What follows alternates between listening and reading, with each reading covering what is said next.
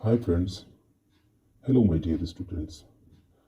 आज के इस वीडियो में हम लोग बात करने वाले हैं हाई सॉल्ट या हाई सोडियम की वजह से होने वाली समस्याएं क्या हैं और कौन से ऐसे स्रोत हैं, रिसोर्सेज हैं जिससे जाने अनजाने में हम अपने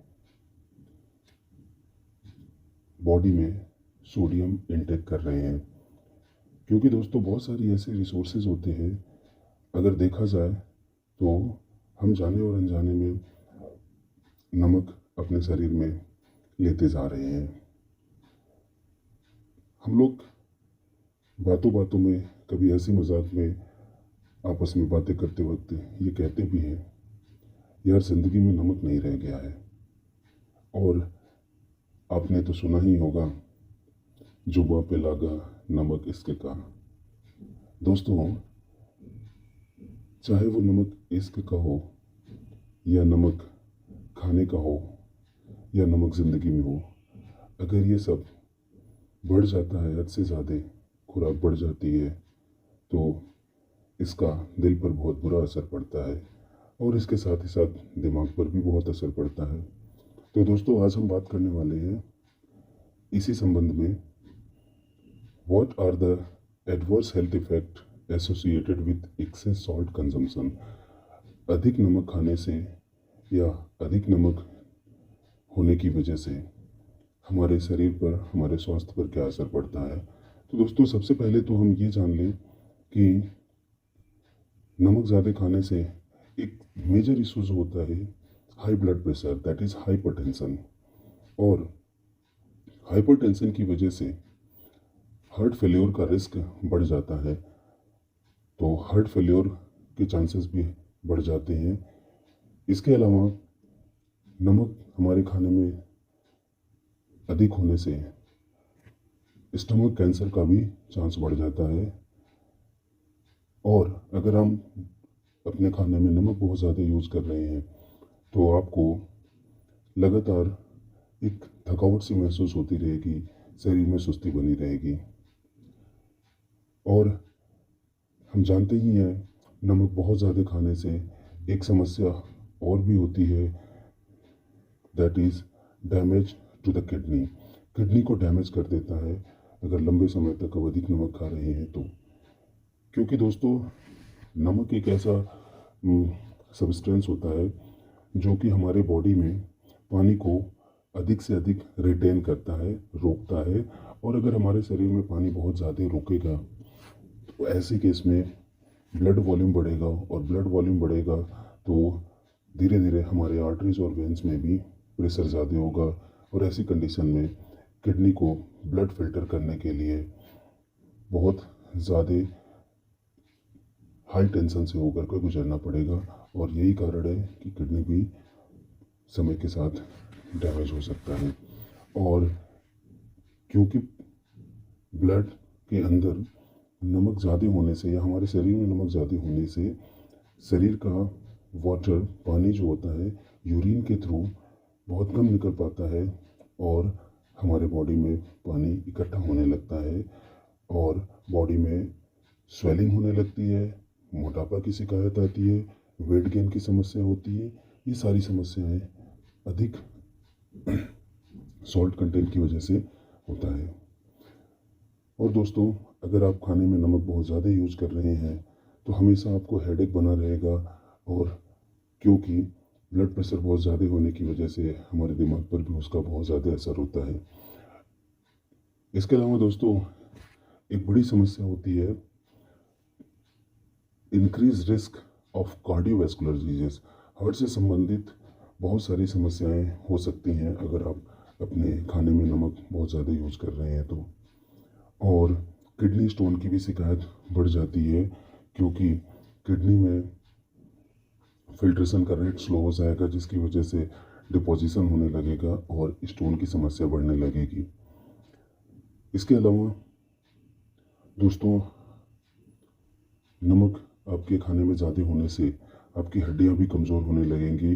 विद द टाइम ऑस्टियोपोरोसिस एक बीमारी होने लगती है और जिसका मतलब ये होता है कि आपकी हड्डियाँ कमज़ोर होने लगेंगी और उसमें डिपॉजिट कैल्शियम का अमाउंट कम होने लगेगा और इस वजह से हड्डियाँ कमज़ोर हो जाती हैं।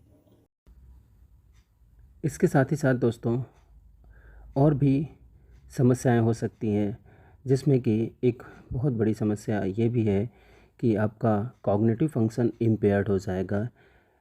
कॉग्निटिव फंक्शन इम्पेयर्ड होने का मतलब ये है कि आपके सोचने, समझने, याददाश्त की, डिसीज़न लेने की क्षमता, इन सभी में कमी आ जाएगी और धीरे धीरे आपका याददाश्त जो है वो कमज़ोर होती चली जाती है।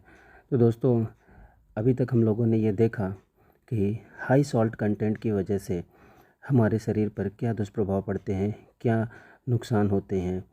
अब आगे हम बात करना चाहेंगे कि क्या ऐसे कारण हैं या कौन से ऐसे रिसोर्सेज हैं जिससे हम जाने अनजाने में नमक अपने शरीर में इनटेक कर रहे हैं, और इसके साथ ही साथ में डिफरेंट मेडिकल एसोसिएशंस से बताए गए पैरामीटर्स और अपने शरीर के लिए अलाउड सॉल्ट या सोडियम कंटेंट कितना होना चाहिए, और कौन कौन से ऐसे रिसोर्सेज है जिससे हम पर डे एक्स्ट्रा नमक ले रहे हैं और कितना ले रहे हैं, इसके बारे में भी बात करेंगे। दोस्तों, आपके सामने यह एक सॉल्ट इन्फोग्राफी या सोडियम इन्फोग्राफी के बारे में कुछ फैक्ट मैं समझाना चाहूँगा। जैसा कि सोडियम इनटेक पर डे जो रिकमेंडेड होता है, ये आपका 1500 मिलीग्राम से लेकर के 2300 मिलीग्राम रिकमेंडेड डोज होती है। लेकिन ऑन एन एवरेज अधिकतर इंडियंस 3400 मिलीग्राम या उससे ज़्यादा भी नमक रोज़ खाते हैं। तो दोस्तों, इसकी वजह से हम दिन पर दिन बहुत सारी समस्याओं को फेस करते जा रहे हैं। अगर हम बात करते हैं एक्सेस सोडियम की, तो जैसा कि अभी हम शुरुआत में भी बात कर चुके हैं कि हाई ब्लड प्रेशर एक बड़ी समस्या होती है। इसके अलावा पफ़ी फेस, चेहरे में कुछ सूजन जैसी महसूस होती है, पफीनेस महसूस होती है, और ऐसा महसूस होता है कि आपके अंदर मोटापा भी दिन पर दिन बढ़ता जा रहा है। अब बात कर लेते हैं ऐसे फूड के बारे में जो कि हम ज़्यादा नमक इनटेक कर रहे हैं उनसे। जैसे कि ज़्यादातर फ़ास्ट फूड जितने भी होते हैं, वे सभी के सभी फ़ास्ट फूड जो होते हैं उनमें नमक का कंटेंट बहुत ज़्यादा होता है। जैसे कि पिज़्ज़ा हो गया, बर्गर हो गया, या फिर जितने भी पैक्ड मीट होते हैं, या फिर जितने भी जूस, आर्टिफिशियली सिंथेसाइज्ड जूस होते हैं, पैक्ड जूस होते हैं, सॉसेस होते हैं, इन सभी में नमक का कंटेंट बहुत ज़्यादा होता है। इस तरीके से हम देख सकते हैं कि नमक हमारे बॉडी में किन किन रिसोर्सेज के थ्रू होकर आ सकता है। अब बात करते हैं हम कैसे पता करें कि कौन से ऐसे फूड मटेरियल या फूड आइटम्स हैं जो हम डेली यूज़ कर रहे हैं और इसमें से हम कितना नमक अपने बॉडी में डेली इनटेक कर रहे हैं। तो दोस्तों, इसके लिए सबसे पहले तो जो भी food material, packed food material हैं या फिर जूस, सॉसेस या ऐसे कुछ भी चीज़ें हैं, तो हमारा सबसे पहला अटेंशन होना चाहिए उसके लेबल पे। जो उसके अंदर लेबल लिखा होता है, उस लेबल पे हमें देखना बहुत ज़रूरी होता है। That means to control your salt addiction, you just look at the nutritional labels, जो न्यूट्रिशनल लेवल होते हैं वो, और उसके बाद चूज़ वाइजली। फिर आप ध्यानपूर्वक, बुद्धिमानी से कितना हमको यूज़ करना है और कितना हमारा अलाउड लिमिट है, उसके हिसाब से फिर जितना हिस्सा हमें कम करना चाहिए या कम लेना चाहिए, उसके हिसाब से इसके यूज़ को ध्यान रखें। इसके लिए मैं आपको कुछ पैकेट्स दिखाना चाहूँगा। कुछ ऐसे पैकेट्स जिसमें कि सॉल्ट कंटेंट नहीं लिखे होते हैं, ऐसे केस में पैरामीटर्स को वो ध्यान पे नहीं रखते हैं और लेवलिंग का होना बहुत ज़रूरी है, और जो भी कंटेंट होते हैं उनका भी उस पर लिखा हुआ ज़रूरी होता है। इसके साथ साथ दोस्तों ये भी ज़रूरी है कि हम ये जानें कि पर सर्विस जो भी हम उस मटेरियल को यूज़ कर रहे हैं उसमें पर सर्विस पे हमें कितना नमक इंटेक कर रहे हैं, उसी के हिसाब से हम अपनी सर्विंग अमाउंट को भी कंट्रोल कर सकते हैं। तो देखते हैं दोस्तों कुछ पैक्ड फूड मटेरियल्स के लेबल्स को और चेक करते हैं उनके कंटेंट्स और उनमें प्रेजेंट सॉल्ट और उसकी लिमिट को। जैसा कि दोस्तों आपके सामने एक फ्रूट जूस का लेबल दिया हुआ है, इसमें आप देख सकते हैं कि सर्विस साइज 150 ml की है और पर सर्विस 100 ml के अंदर में क्या कंटेंट्स प्रेजेंट हो सकते हैं। क्योंकि हमारा फोकस केवल आज सोडियम के कंटेंट पर है, इसलिए हम सोडियम पर ही फोकस करेंगे। देख सकते हैं दोस्तों सोडियम इसमें 50 मिलीग्राम प्रेजेंट है। अगर आप 100 मिलीग्राम इस जूस को लेते हैं तो इसका मतलब कि आप 50 मिलीग्राम सोडियम अपने बॉडी में इंटेक कर रहे हैं। और अब आपके सामने एक चिप्स का पैकेट दिया हुआ है जिसमें कि 28 ग्राम चिप्स के कंटेंट के अंदर में लगभग आप देख सकते हैं इसमें सोडियम का कंटेंट 170 मिलीग्राम है। दोस्तों जाने अनजाने में हम चिप्स तो खा लेते हैं, लेकिन उसमें सॉल्ट कंटेंट का अगर ध्यान दें तो वो भी हमारे बॉडी में कहीं ना कहीं सरप्लस के तौर पर जा रहा है, तो इसका भी हमें ध्यान देना ज़रूरी है। अब दोस्तों आपके सामने एक दूध का ड्राई मिल्क का पैकेट है जिसमें कि लेबल में आपको साफ नज़र आ रहा होगा कि सोडियम कंटेंट 180 मिलीग्राम है। लगभग 125 ml मिल्क के अंदर में 30 ग्राम सोडियम है। तो दोस्तों इस तरीके से आप देख सकते हैं कि अलग अलग तरह के फूड, पैक्ड फूड जो हम यूज़ कर रहे हैं उससे अगर हम ऐड करें तो टोटल कितना सोडियम हम अपने बॉडी में रोज़ ले रहे हैं, इसका हमें अंदाज़ा बहुत अच्छे से लग सकता है। और हम उस अलाउड लिमिट को सरप्लस जा रहे हैं या अलाउड लिमिट के अंदर हैं, और हम अपने हार्ट को, दिमाग को, किडनी को और बॉडी के जितने भी ऑर्गन्स हैं उसको कितना स्ट्रेस दे रहे हैं, इसका अंदाज़ा हम लगा सकते हैं। दोस्तों अब हम बात करते हैं कि कौन से ऐसे टिप्स हैं जिससे हम अपने बॉडी में सॉल्ट इंटेक को कंट्रोल कर सकते हैं। तो सबसे पहली बात तो ये है कि अगर हम जितना हो सके तो अवॉइड करें प्रोसेस्ड फूड और आउटसाइड फूड को।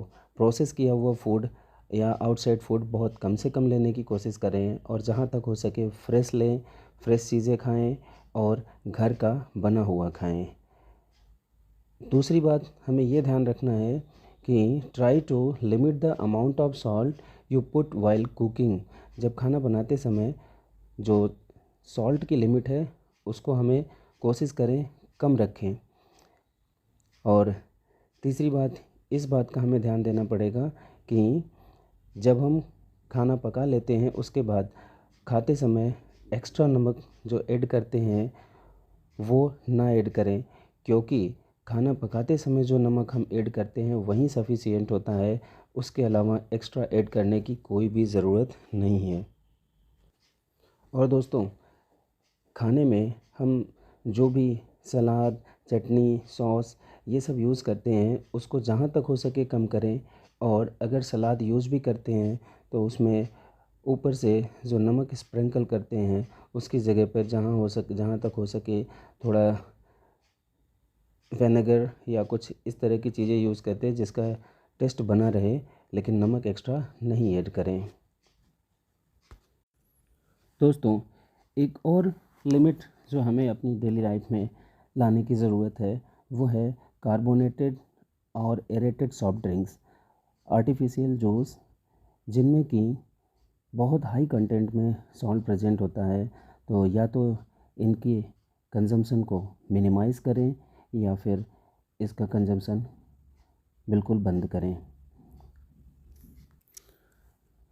तो दोस्तों उम्मीद करता हूँ कि ये वीडियो आपके लिए एक इन्फॉर्मेटिव वीडियो रहा होगा और इसमें बताई गई बातों को आप अपनी डेली लाइफ में ज़रूर उतारेंगे।